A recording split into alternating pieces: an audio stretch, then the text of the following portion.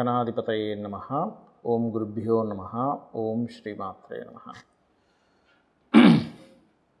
అరుణాం కరుణాతరంగితాక్షీం ధృతపాశాంకుశపుష్పబాణచాపాం అనిమాదిభిరావృతాం మయూకైః అహమిత్యేవ విభావయే భవానీం. శ్రీమాత్రే నమః.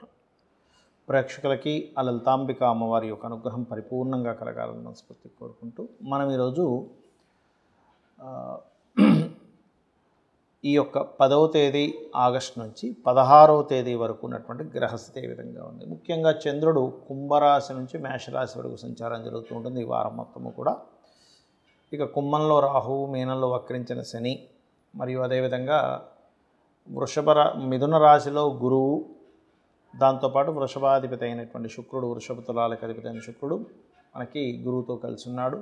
కర్కాటకంలో రవి, బుధులు, సింహంలో కేతువు, కన్యారాశిలో కుజుడున్నాడు. ఈ యొక్క గ్రహస్థితిని అనుసరించి ఈ వారం రోజుల పాటు ఎటువంటి విషయాలు మీకు కలగనున్నాయి, ఏ విషయాల పట్ల జాగ్రత్తగా ఉండాలి, ఎటువంటి పరిహార మార్గం చేసుకోవాలి అనేటువంటి విషయాలు చెప్తుంది నేనైనప్పటికీ కూడా చెప్పిస్తుంది సాక్షాత్ లలిత అమ్మవారిగా భావిస్తూ ఒక్కొక్క రాశి గురించి మనం తెలుసుకుందాం. వృషభం వారి కనుక చూసుకున్నట్లయితే ఇక్కడ రాస్యాధిపతి అయినటువంటి శుక్రుడు ధనస్థానంలో లాభాధిపతితో ఉన్నందుకు గోచారం మీకు ఫైనాన్షియల్ గ్రోత్కి ఖచ్చితంగా అనుకూలిస్తుంది. కాబట్టి ఫైనాన్షియల్గా కొంతవరకు వెసులుబాటు, కొంత సపోర్ట్ అనేది ఉంటుంది. కాకపోతే మీ జన్మజాతకం ఈజ్ మోస్ట్ ఇంపార్టెంట్, గుర్తుపెట్టుకోండి.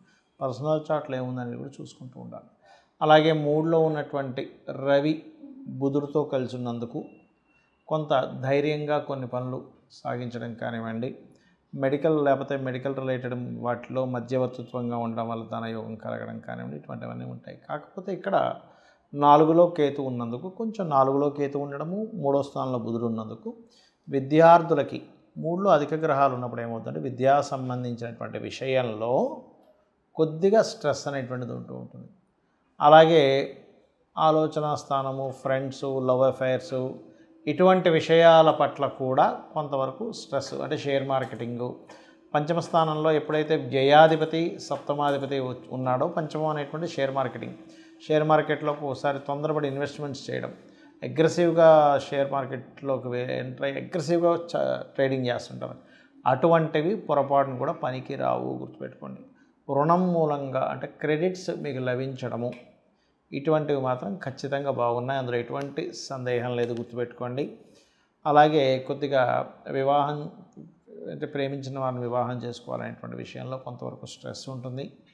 కాకపోతే ఈ వారం మొట్టమొదటిగా ఈ 10 నుంచి 14వ తేదీ వరకు ఏవైనా వివాహానికి సంబంధించిన విషయంలో విదేశీ సంబంధాలు సెట్ అవ్వడము, అలాగే మీ యొక్క జీవిత భాగస్వామికి కూడా కొంత సాఫ్ట్వేర్ రంగాలకు సంబంధించిన వాటిలో ఉద్యోగ అవకాశాలు రావడం అనేది చూపిస్తున్నాయి. కాకపోతే మీరు ఈ 10 నుంచి 16వ తేదీ వరకు ఉన్నటువంటి ఈ యొక్క వార ఫలితాలలో ముఖ్యంగా 10, 11, 12, 13 తేదీల్లో ఉద్యోగం కోసం ఒక్కొక్కసారి మనం ఎవరో ఎక్కడో బ్యాక్ డోర్ నుంచి పంపిస్తారని ఇట్లాంటివి అనుకున్నప్పుడు తీసుకెళ్ళి వాళ్ళకి ధనం ఇవ్వడం చేస్తూ ఉంటాం. అటువంటి తొందరపాటు నిర్ణయాలు మాత్రం తీసుకోకండి.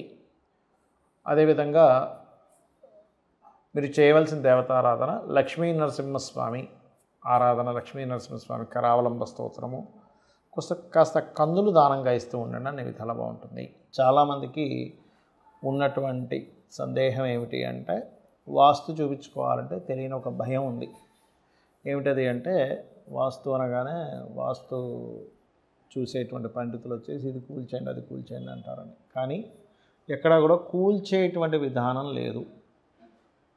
మనం నిర్మాణం చేసుకునేటప్పుడే ముఖ్యంగా అది ఎలాంటి నిర్మాణం అక్కడ చేస్తున్నాము, అది పూజ గది చేస్తున్నామా, లేకపోతే కిచెన్ చేస్తున్నామా, లేకపోతే ఏం చేస్తున్నామా అనేది తెలుసుకోవాలి. అయితే ఇక్కడ ఎప్పుడు కూడా చాలామందికి తెలియక ఆ వాస్తు సంబంధించినటువంటి విషయంలో కొన్ని తప్పిదాలు చేస్తూ ఉంటారు.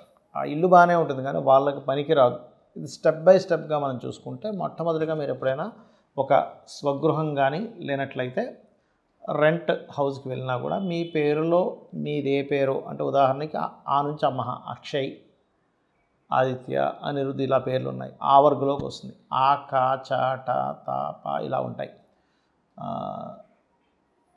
ఈ మీది ఏ వర్గుకు సంబంధించిన పేరు, మీరు ఉండవలసిన దిశ ఏ దిశలో ఉండాలి అనే దాని మీద మనం వీడియోలు చేశాము. అది చూసుకోవచ్చు. పంచాంగాల్లో తప్పులు ఉన్నాయని కూడా చేశాను. వాళ్ళకి ఫోన్లు కూడా చేశాను 13-14 ఏళ్ళ క్రితమే. వాళ్ళు పట్టించుకోవట్లే. అంటే ఒకసారి ప్రింట్ చేసాక మళ్ళీ మార్చితే బాగోదనో ఏమో మరి. అయితే ఇక్కడ ముందు వర్గు చూసుకోవాలి. రెండవది, ఇంట్లో ఫలానా దోషం ఉందండి, సొంత ఇల్లే, కానీ దాన్ని ఇప్పుడు కూల్చమంటారేమో అని అనుకునేటువంటి భయం లేదు మీకు. దాన్ని చక్కగా మెటల్స్తోని, కలర్స్తోని కొన్ని వస్తువులు కొన్ని ప్రదేశాల్లో పెట్టడం ద్వారా కూడా మనం దాన్ని ఎనర్జైజ్ చేయొచ్చు. ఆ యొక్క ప్రభావాన్ని రెక్టిఫై చేసుకోవచ్చు. అంటే ఉదాహరణకి దక్షిణంలో బాత్రూమ్ ఉందనుకోండి, అది కెరీర్ మీద ఎక్కువ ఎఫెక్ట్ చూపిస్తూ ఉంటుంది. నైరుతిలో ఉందనుకోండి, వివాహ జీవితం మీద ఎక్కువ ఎఫెక్ట్ చూపిస్తూ ఉంటుంది. ఉదాహరణకి మీకు అదే టాయిలెట్స్ ఆగ్నేయంలో ఉన్నాయి, ధనం మీద, వివాహం అవ్వడానికి కుదరకపోవడం లేదా స్త్రీలకు అనారోగ్యం మీద చూపిస్తుంటుంది. అదే వాయువ్యంలో ఉంటే అది కూడా అనారోగ్యాన్ని చూపిస్తుంది, మానసిక స్ట్రెస్ని ఎక్కువగా ఇస్తుంది. ఉత్తరంలో ఉంటే ఇంక ఇవాళ రేపైతే చెప్పనక్కర్లే. నేను చాలా అపార్ట్మెంట్స్ కొత్త బిల్డింగ్స్ చూస్తున్నా, ఉత్తరంలో బాత్రూములు పెడుతున్నారు. అస్సలు పనికిరాదు, కుబేర స్థానం అని చెప్పారు శాస్త్రంలో. కాబట్టి నార్త్ సైడ్ ఎప్పుడైతే టాయిలెట్స్ పెట్టారో మనం ధనాన్ని ఇచ్చేటువంటి కుబేరుడి దగ్గరికి వెళ్ళి, అంటే ఆ ప్రదేశంలో ఉంటూ అక్కడ మనం ఏం చేస్తున్నాము, మలమూత్ర విసర్జనలు చేస్తున్నాం. అంటే అది ఎంత తప్పు. కాబట్టి వాస్తు అంటే కేవలం ఏదో 4 గోడలు కట్టేసుకున్నామన్నట్టు కాకుండా వాస్తు పురుషుడు అనేటువంటిది ఉంటుంది. ఆ వాస్తు పురుషుడు తగ్గట్టుగానే మనకి దేవతా స్వరూపాలు, ఆ దేవతలు ఎలా ఉన్నారు ఏంటి, ఒక్కొక్క దానికి పద విభజన, పద నిర్మాణం అనేటువంటిది ఉంటుంది. దాన్ని బట్టి ఇంకొంతమంది ఆయం కట్టి కూడా, సొంత గృహం అయితే ఆయం కట్టి కూడా చేసుకుంటారు. ఆయం కట్టలేదు, అపార్ట్మెంట్ ఏదో, దానికి లోపల మనకి 16 డివిజన్స్లో ఎక్కడ ఏ దేవతా స్వరూపం ఉంది, ఎక్కడ ఎటువంటి జాగ్రత్తలు తీసుకోవాలి, ఎక్కడ ఎటువంటి యాక్టివిటీస్ చేస్తున్నాము, ఏ వర్ణము, ఏ వాల్కి ఏ వర్ణం ఉంటే మంచిది, తను ఎనర్జైజ్ చేయాలంటే ఎలాగా అనేటువంటిది కలర్ టెక్నిక్తోని, లేకపోతే మెటల్ టెక్నిక్తోని, మిర్రర్ టెక్నిక్తోని దాన్ని సెట్ చేసుకోవచ్చు. ఇంట్లో చేసే యాక్టివిటీస్లో కూడా కొన్ని మార్పులు చేసుకోవాలి. అంతేగాని వాస్తవంగా ఏదో కోల్ చేస్తారు అలా కాదు. ఇది మీరు ముఖ్యంగా గుర్తుపెట్టుకోండి. మరొక విషయం ఏంటంటే, మీరు చాలామంది అడుగుతుంది ఏంటంటే, ఏమైంది వాస్తు ప్రభావం ఎక్కువగా ఉంటుందా, జాతక ప్రభావం ఎక్కువగా ఉంటుందా? జాతక ప్రభావం మొట్టమొదటిగా ఎక్కువగా ఉంటుంది. వాస్తు ప్రభావం దానికి సపోర్ట్ చేస్తూ ఉంటుంది. ఇప్పుడు జాతకం బాగుంది కానీ మంచి వాస్తు ఇంట్లో లేరు, మీకు ఏమవుతుందంటే, ఒక ₹1,00,00,000 సంపాదిస్తున్నారు అనుకోండి సంవత్సరం మొత్తం కలిపి, మీకు ఏమవుతుంది, ఇక్కడ ఒక 10-20 లక్షలు వేస్ట్ అయిపోతూ ఉంటాయి వాస్తు సరిగ్గా లేకపోతే.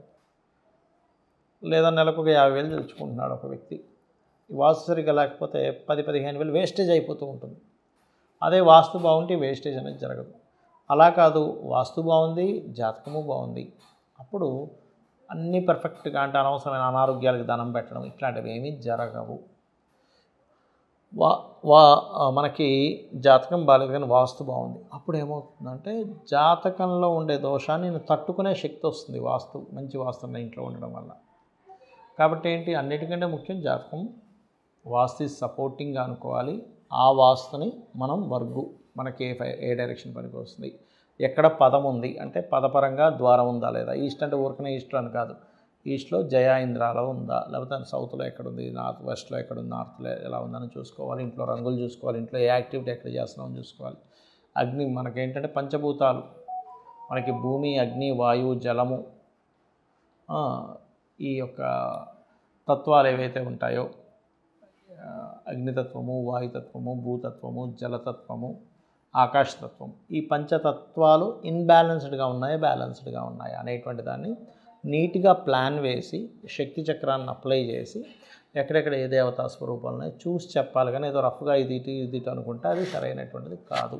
కాబట్టి ఇవి తెలుసుకొని మీరు మీ యొక్క వాస్తు విషయంలో కానీ జాతక విషయంలో కానీ తెలుసుకొని మీ యొక్క జీవితాన్ని అమ్మవారి అనుగ్రహంతో గొప్ప స్థితికి వెళ్ళాలని మనస్ఫూర్తిగా కోరుకుంటూ శ్రీమాత్రే నమః.